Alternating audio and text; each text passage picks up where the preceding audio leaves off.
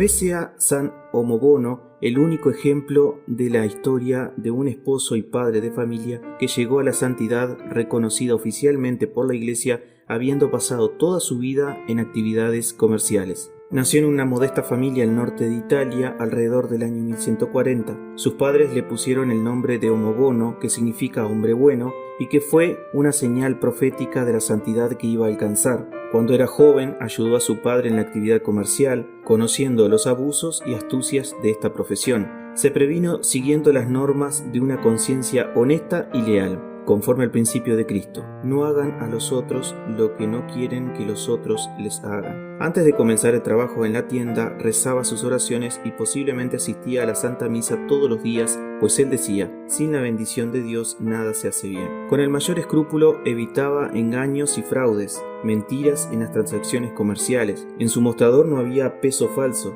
La conciencia no le permitía aplicar medidas adulteradas o elevar arbitrariamente el precio de las mercaderías. Correctísimo en el cumplimiento de sus obligaciones, era puntualísimo también en la cancelación de sus deudas, pues no admitía que, por un atraso de su parte en los pagos, alguien pudiese salir perjudicado. Queriendo buscar una esposa, se dejó guiar en esto por el consejo de sus padres. Muerto su padre, continuó en la profesión de comerciante. Los domingos y los días santos de guardar eran escrupulosamente observados y reservados al culto de Dios, a la práctica de buenas obras y sobre todo a las visitas a los enfermos. En sus numerosos viajes por motivos comerciales, fijaba los compromisos de acuerdo a los deberes religiosos y transformaba las relaciones con el prójimo en un medio de apostolado por la palabra y el buen ejemplo. San Omobono era extremadamente generoso con los pobres. A ninguno de ellos le negó su auxilio o limosna. Su esposa no compartía el criterio de caridad de su marido, recelosa de que tal modo de proceder perjudicara el bienestar de la familia. En una ocasión perdió la paciencia y acometió contra el marido con maldiciones e injurias.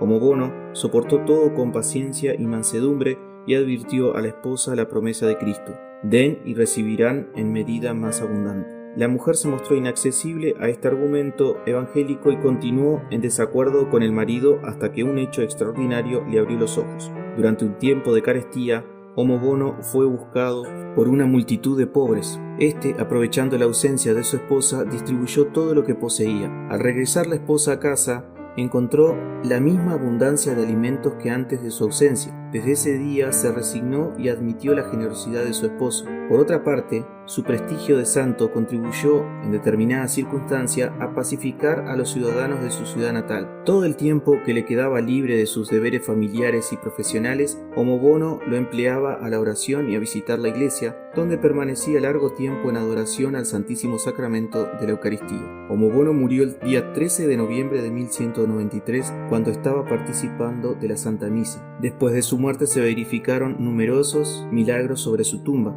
de modo tal que motivaron al arzobispo de Cremona a promover el proceso de canonización. La devoción a este santo se extendió no solamente en Italia, sino que llegó hasta Francia y Alemania. Su santidad de vida le otorgó la gracia de ser proclamado patrono de los comerciantes.